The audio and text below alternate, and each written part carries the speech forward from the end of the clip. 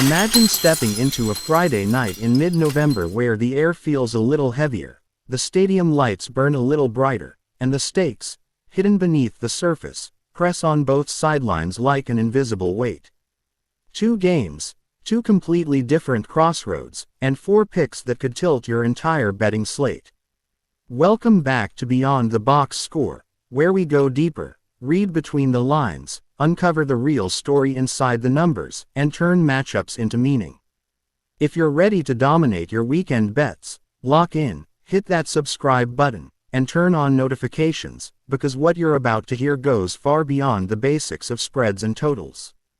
And if you want access to our highest confidence plays, exclusive parlays, and premium insights, our Patreon link is waiting for you below. But first, let's step into the fire. Clemson versus Louisville. The season wasn't supposed to look like this for Clemson. Back in August, every preview magazine had the Tigers penciled in as playoff hopefuls with national pressure and ACC expectations that towered over the program like a shadow.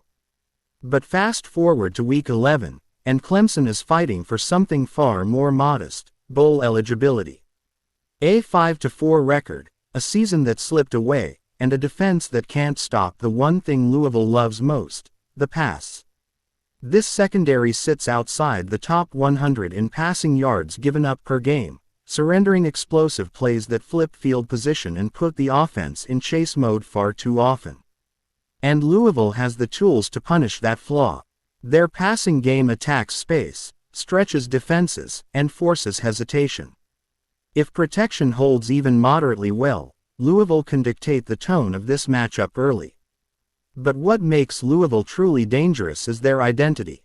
Even after a costly home setback to Cal that knocked them down the ACC ladder, the Cardinals remain 7-2 with a roster that's stronger, steadier, and more balanced than what they fielded last season. Look at the evidence. They've already shut down teams with more dynamic offensive talent than Clemson. Miami, Virginia, Pitt, they all tested Louisville's defensive structure, and all walked away controlled, frustrated, and limited. This defense ranks 14th nationally in EPA allowed per dropback, and 18th in passing plays allowed of 10+ yards. That's discipline. That's coverage depth. That's fundamentals winning repeatedly on film. And here's a twist: Louisville has already proven they can respond after setbacks. Their 5-2 straight up after losses under this coaching staff, including a stunning win over Miami earlier this season as 10.5-point underdogs. And yes, they beat Clemson last year as, guess what, 10.5-point underdogs as well. But this time, the roles reverse. Louisville enters with a better roster, a stronger identity, and experience at virtually every level of the field. Quan Brown embodies their resurgence. Last week, he bulldozed through Cal's defense for 136 yards on just 14 carries, setting a physical tone behind a line that's been one of the most consistent units in the ACC. Contrast that with Clemson. Every drive feels like a struggle. Their running game lacks consistency, which forces their quarterback into high-pressure, high-volume situations.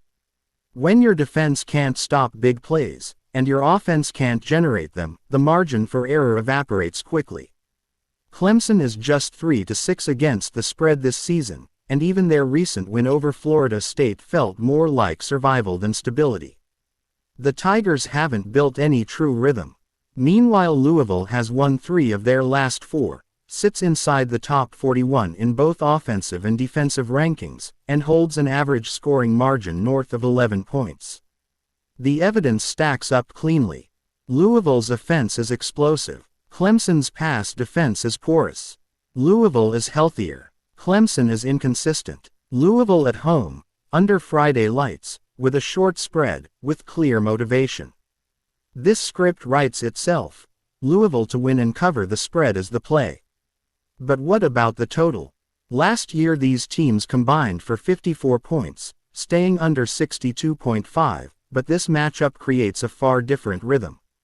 Clemson's offense has subtly turned a corner, averaging 34.4 points across the last 5 games, while Louisville has scored at least 24 in every game and at least 28 in 5 of them. Clemson averages 33.3 on the road. Yes, that's real, and their quarterback is playing with sharper timing and more confidence after returning from injury.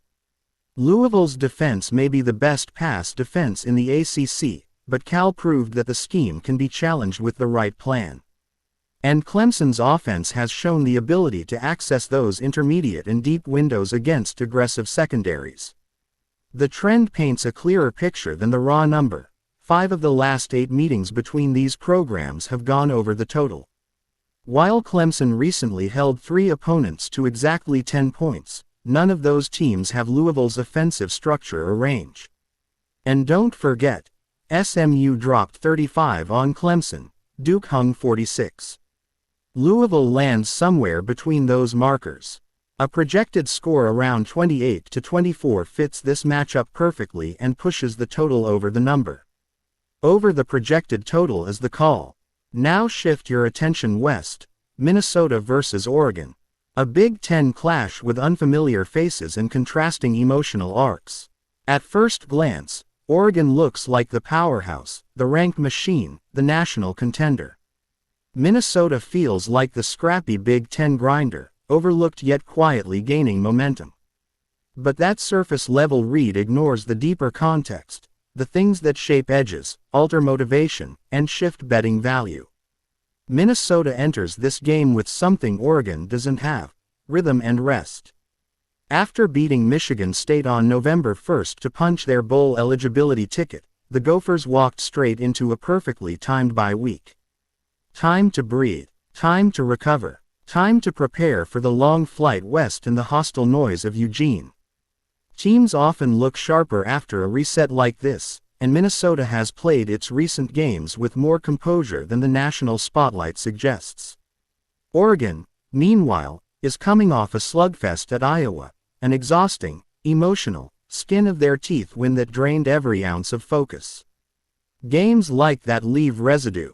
They linger. And now, with USC looming on the schedule next week, it's very easy, almost unavoidable, for a team to play a little softer, a little safer, a little lighter in a matchup that doesn't carry the same urgency. That emotional dip, combined with injuries to as many as 5 offensive starters, forces Oregon's coaching staff into a narrower, controlled approach, limited risk, trimmed playbook, early substitutions. And that's exactly what we've seen. Against Wisconsin, the Ducks won just 21-7. Against Iowa, they managed only 18 points. The offense is moving the ball but lacks the efficiency to finish drives with authority. That creates an interesting dynamic. Minnesota, rested and healthy, should come in with more offensive rhythm than they showed during tough matchups against Ohio State and Iowa earlier in the year. Oregon hasn't surpassed 26 points in nearly a month, and asking them to cover a massive 25.5-point spread with injuries and limited urgency feels unrealistic. The value lies with the Gophers. Minnesota to cover as underdogs is the sharp play. And for the total, the matchup speaks clearly. Oregon ranks 5th in total defense. Minnesota ranks 36th. Combined scoring defense averages sit at just 35.4 points. Both offenses have slowed. Both teams trend under in 6 of their last 8 combined games, and both sides are 3-1 to the team total under trend across their last 4 matchups. Minnesota hasn't played in a game above 45 total points since October 11th. Both defenses are top 40 in scoring prevention, which makes a breakout from both offenses highly unlikely at the same time. The under is the sensible call, under the projected total.